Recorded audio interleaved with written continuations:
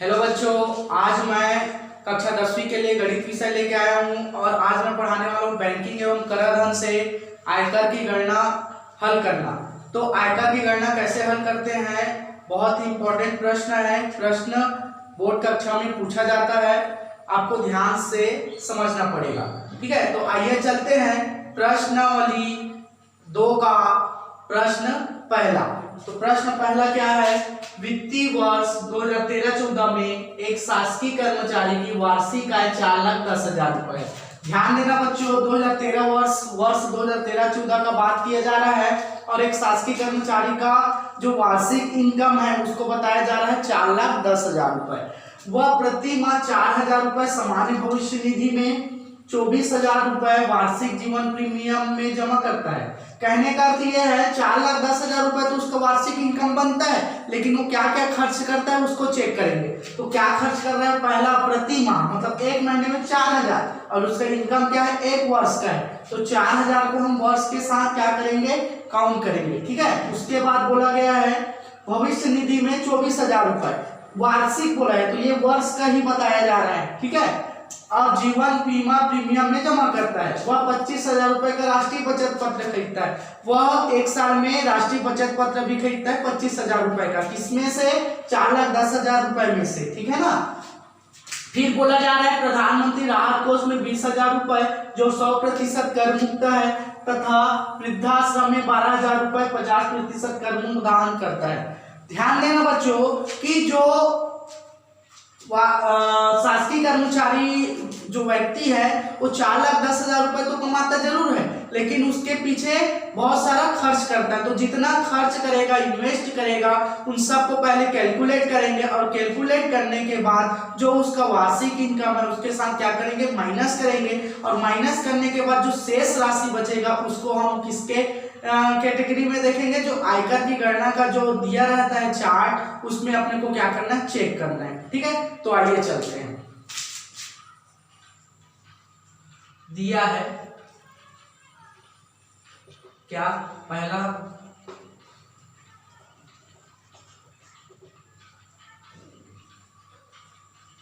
शासकीय कर्मचारी की वार्षिक आय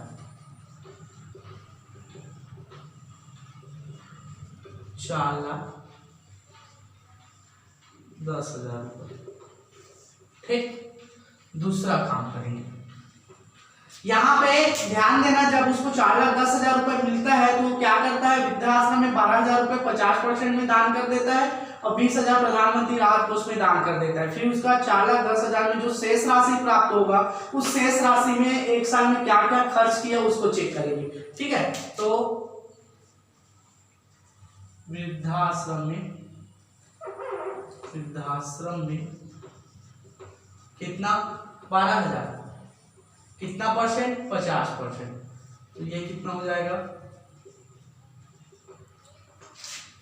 कितना हो जाएगा, ये जीरो और 12 पंचे 7, मतलब 6,000 रुपए।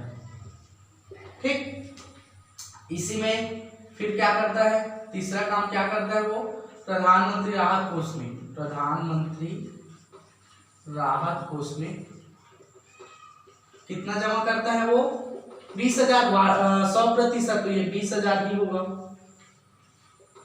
ठीक, कुल राशि देख लेते हैं, कुल राशि तो क्या होगा, 20,000 और 6,000 कितना हजार हो जाएगा, ये 26,000 हो जाएगा।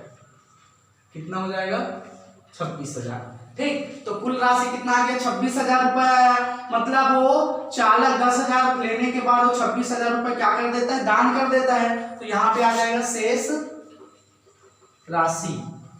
तो जो 4,10,000 है उसमें से 26,000 को क्या कर देंगे, घटा देंगे। तो इसमें का 0, इसमें का 0, इसमें का 0, 10 में से 6 जाएगा तो 4, उधारी वापस, 11 में से 3 जाएगा तो 8 और 4 में से 1 जाएगा तो 3। 3,84,000 रुपए आया। अब इस 3,84,000 रुपए आने के बाद वो क्या क्या खर्च करता है माह में, वर्ष में, उसको चेक करेंगे। ठीक है, कुल देय राशि। पहला काम क्या करता है वो, प्रति माह 4000 रुपये सामान्य भविष्य निधि में, तो यहाँ पे लिखेंगे सामान्य भविष्य निधि कितना 4000 रुपये, लेकिन वो एक महीने में तो 12 का निकालेंगे तो 12 चौक 48,000। ठीक। दूसरा काम क्या करता है, जीवन बीमा प्रीमियम में 24,000 रुपये, जीवन बीमा प्रीमियम में कितना 24,000 रुपये, वार्षिक है ना उसका, तो निकालने की जरूरत नहीं पड़ेगा। ठीक। उसके बाद 25,000 रुपये का राष्ट्रीय बचत पत्र, तीसरा काम करेगा राष्ट्रीय बचत पत्र, कितने हजार का, 25,000 रुपये का। सबको क्या कर देंगे, जोड़ देंगे, कुल देय राशि। चलो जोड़ो, क्या होता है, इसमें का 0, इसमें का 0, इसमें का 0, 8 4 12, 12 4 16, 16 और 1 17 के साथ हासिल आइए 4 2 6 6 2 8 और 1 9, कितना आ गया 97,000 है। अब इस 97,000 रुपए में क्या करेंगे, जो 3,84,000 आया है उसमें 97,000 को क्या कर देंगे, घटा देंगे, तो शेष राशि फिर निकालेंगे, क्या 3,84,000 में 97,000 को घटा देंगे। ठीक। चलो घटाओ, क्या होता है, इसमें का 0, इसमें का 0, इसमें का 0, 14 में से 7 जाएगा तो 7, उधारी वापस, और ये क्या हो गया 18, 18 में से 10 जाएगा तो 8, फिर उधारी वापस, फिर ये 2,87,000 रुपए आया। अब ये 2,87,000 रुपए उसके पास खर्च करके, वे इन्वेस्ट करके उसके पास कितना बचता है, एक साल में 2,87,000 रुपए बनता है। अब ये 2,87,000 रुपए का अपने को इनकम टैक्स देना है, आयकर देखना है, तो आयकर के लिए कुछ क्राइटेरिया होता है, कितना तक कितना % देना रहता है, आपके बुक में दिया गया है। जैसे उसमें दिया गया है 2 लाख रुपए तक कोई कर नहीं, उसके बाद बोला गया है क्या 2,01,000 रुपए से 5 लाख तक कितना %, 10%। ठीक है, तो इसको अपने को क्या करना पड़ेगा, चेक करना पड़ेगा। तो ध्यान देना बच्चों, जो 97,000 आया था और आपके प्रश्न में भी दिया है 1 लाख रुपए तक कोई कर नहीं। ठीक, तो जो 97,000 है 1 लाख से छोटा है, तो अपने को कोई कर नहीं देना पड़ेगा।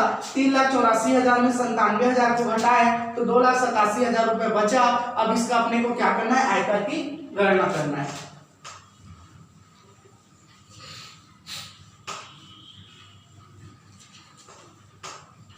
दो लाख, अगला काम करेंगे आयकर की गणना। ठीक, पहला दिया था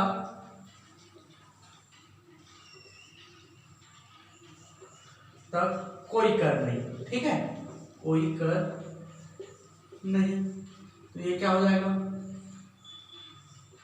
0 0। ठीक है, उसके बाद दूसरा है 2,01,000 रुपए से 5 लाख तक 10%। तो क्या करेंगे, जो 5 लाख है और ये 2,87,000 है, तो क्या करेंगे 2,87,000 में 2 लाख को घटा देंगे, तो ये हो जाएगा 2,87,000 माइनस 2 लाख का 10%। ठीक, तो ये कितना होगा 2,87,000 में 2 लाख घटाएंगे तो कितना होगा 87,000 होगा। ठीक, अब इसका 10% निकाल लेते हैं, कितना आ गया 8700 रुपए है। कितना है 8700 रुपए। अब इस 8700 रुपए का बोला गया है 2% शिक्षा उपकर और 1% उच्च शिक्षा देय होगा।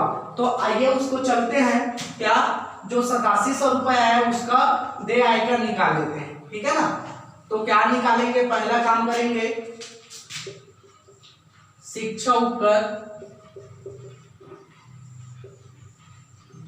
2%, शिक्षा उपकर 2%, तो कितना है 8700 है, तो 8700 का 2% निकालेंगे तो कितना हो जाएगा 2 सत्ते 14 की 4 हासिल आई है 1 2 8 16 और 1 17 174 रुपए। ठीक, और 1% और बोला है, क्या उच्च शिक्षा देय होगा बोला गया है। उच्च शिक्षा कितना परसेंट, 1%। तो जो 8700 आया है उसका 1% निकालेंगे, ठीक। तो ये जीरो ये जीरो ये जीरो ये जीरो, कितना है 87 रुपया आया, ठीक। अब सबको क्या कर देंगे, आप जोड़ देंगे। तो यहाँ पे होगा कुल देय आयकर, तो कुल देय आयकर यहां से निकल जाएगा अपना। तो जो 8700 आया, 174 आया और 87 रुपए आया, सबको जोड़ेंगे। तो इसमें का 0 4 और 7, 7 3 10 और 11 की 1 हासिला ये, इसमें का 0, इसमें का 7 और ये 8 8 8 16 की 6 हासिला ये, इसमें का 7 और इसमें का 8 और इसमें का 9 और ये 8, कितना है 8961 रुपए। तो अपने को गवर्नमेंट को कितना रुपए देना पड़ेगा एक साल में, 8961 रुपए देना पड़ेगा, ठीक है। तो ध्यान देना बच्चों, नेक्स्ट प्रश्न आप बना सकते हैं, प्रश्न को अच्छे से समझना पड़ेगा, फिर आपको आगे हल कर सकते हो, ठीक है। Thank you.